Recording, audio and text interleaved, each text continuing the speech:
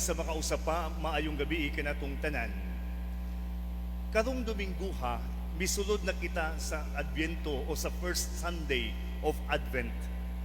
Kung maghisgot ang mga tanan tag unsay Advent, siguro kanunay na ni nato nga madunggan, kahibaw na ta sa kahulugan ni ini, nga ang pulong Advent nagkanayon nga naay muabot, there is someone who is coming, or we are preparing for that someone who is coming. Niining pagsulod usab nato sa panahon o the season of Advent, anaa kitay mga upat ka mga semana o upat ka mga Domingo nga diin mohinumdum kita sa gitawag nga joyful expectation of the coming of Christ diha sa atong kalibutan, diha sa atong kinabuhi. Apan mga kaigsunan, siguro ang mupunting ni ining panahon sa Advent, ang musulod sa itong huna-huna, ang musulod sa itong gitawag nga expectation is nothing else but the coming of the Christmas celebration, nga mao ang atong pagsaulog sa Pasko. Apan mga kaigsunan, ang Adviento, wala lamang ni siya nagpunting kabahin sa Pasko.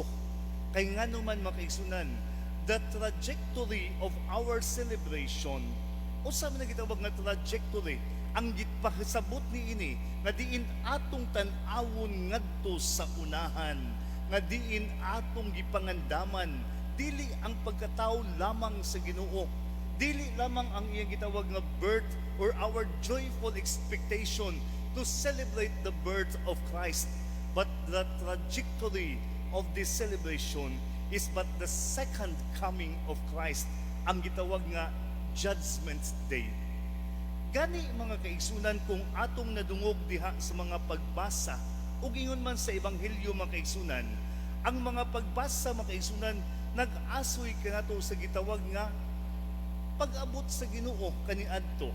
Apan it shifted ngadto usab sa mga pulong ni Juan, nga diin nga kita angayan nga mangandam sa atong kaugalingon diha sulod kanato, and the preparation that we are to do nga angayan natong buhaton is not only the external preparation but something that is internal.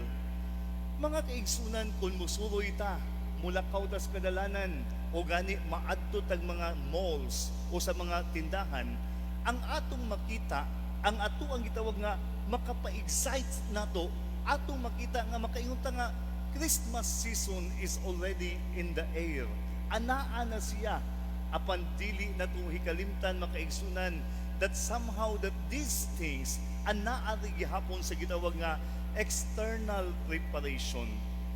Ang pagsaulog nato sa Advent mga kaigsunan, siguro makaingon ta that it is not as strongly penitential in character or nature as Lent. Apan dili sa nato ikaila mga kaigsunan, na diin ang mga pulong sa Ebanghelyo inuntag po nga makapakulog nato. Ang pulong sa Ebanghelyo naghagit nato. Kay nga naman, ang mga pulong sa Ebanghelyo was not talking about the coming of Christ sa iyang pagkatao. Apan naghisgot kini sa mga butang nga mga kaigsunan, sa mga mahitabo sa pag-abot sa Ginoo. Mao nga sa atong bahin mga kaigsunan, kung makalimot ta ni ining bahina, kung mainuntang po nga ma-focus na ta sa external preparation ni ining panahon sa Advent mga kaigsunan, basig mahisusama ta ngo kaha maunay o maigo ta sa pulong sa Ebanghelyo nga nag-ingon nga inigsugod nagkahitabo niini, basin unyag maabtan ta nga nagpalabi ta sa ato ang tawhanon nga affair. Susama pananglitan ang giingon sa Ebanghelyo, ayaw ka mong palabi og inom ug uban pa nga tawhanon nga kalipay nga diin makapaling ninyo ni ining mga butanga. Kay ni ining Advento makaigsunan, ipahinumduman kita makaigsunan that despite the fact that it is not strongly penitential in nature, but it should never eliminate the penitential spirit of Advent. Mao nga sa tumbahin makaigsunan, panahon sa Advento, kung makabantay mo, ang gisulob sa pari, nagsulob na siya og kulor nga violet. Aron pagpahinumdum nato makaigsunan that the color violet makaigsunan is but penitential in color. Ang color nga violet mga kaigsunan, mipahinumdom usab nato mga kaigsunan nga diin diha sa tong kinabuhi, we have to stop, we have to look, and we have to listen diha sa ato ang kaugalingon. Niining panahon sa Advento mga kaigsunan, siguro posible that we would become so busy. Niining panahon sa Advento mga kaigsunan, posible nga diin naay daghang mga butang nga makapapaling kanato. Siguro niining panahon sa Advento mga kaigsunan, naa siguro yung mga butang nga nabalisan na kita.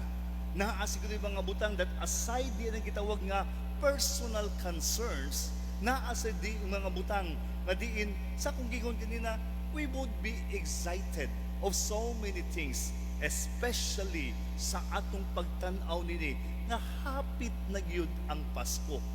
Apan mga kaigsunan, that despite sa atong gitawag nga preoccupations, despite the fact sa gitawag nga itong mga busy kaayo nga affair, panahon ni ining Advento mga kaigsunan, apan gihagit usab kita to find time to interiorize the meaning of Advent, pinaagi sa pag-ampo, pinaagi sa gitawag nga self-denial, pinaagi sa pagkamanggihatagon ug pagtabang, especially ngadto sa mga kabus ug uban-uban pa nga mga maayong buhat.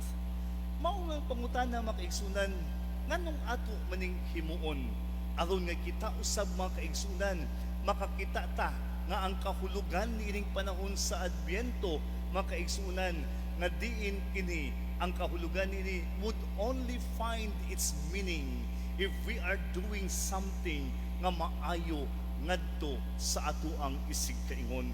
In the same manner nga ang pag-abot sa Ginoo mga kaigsunan, ang iyang pag-abot, ang iyang gihimo, nagbuhat usab siya ug alang sa kaayuhan sa tanan. Mao nga sa tubahin mga kaigsunan, ang Adbyento muhatag unta nato og panahon o hagit nga diining panahon nga diining higayuna or this season would lead us to a truest sense of the celebration of Christmas itself. And that Christmas itself is only sa gitawag nga pasiuna daan sa ikaduha nga umaabot sa pagbalik sa Ginoo. Mao nga hinaot unta makaigsunan nga niining panahon sa Adbyento, we would never fail to celebrate the spirit of Advent nga ang angayan natong pangandamon makaigsunan dili sa mga butang that is outside of us, dili gani sa mga gitawag nga mga palamuti diha sa tong panimalay, dili gani sa gitawag nga mga Christmas decors nga makapanindot sa atuang palibot, apan ang angayan natong pangandaman makaigsunan mao ang unsay naa sulod kanato. Mao nang giingon makaigsunan, mag-unsa man na kung ang imong balay nindot kayo tan-awon, apan diha sulod kanato ingnon kang unga anaa ang kangilad. Mag-unsa man makaigsunan nga hayag kayo ang imuhang puloy-anan, apan diha sa imong galamhan ngit-ngit kaayo. Kay akong usbon, ang angayan nga pagpangandam sa Pasko o nining gitawag nga Adbyento, mauman nga kini mipahinumdum kanato nga ang angayan natong adamon ang unsay anaa sulod sa atong kaugalingon. Sometimes, somehow, naay daghan biyang mga tao makaigsunan nga moingon sila, unya na ta mangandam buhan first Sunday of Advent pabitaw, unya na ta mangandam buhan naa pabitay upat ka semana nga mga pangandam ta sa Pasko. Ang mga pulong sa Ebanghelyo mga kaigsunan, mayingon tangpo nga it does not give us a chance. Ang pulong sa Ebanghelyo does not speak sa gitawag nga procrastination o pag-unya-unya na. Ang pulong sa Ebanghelyo mga kaigsunan, it speaks to us that there are things that would happen in this life na dili nato matag-an. Basin ba mga kaigsunan nga kita mutag-antag-an ta buhan upat ka semana pa man ang Adbyento, unya na kong mangandam.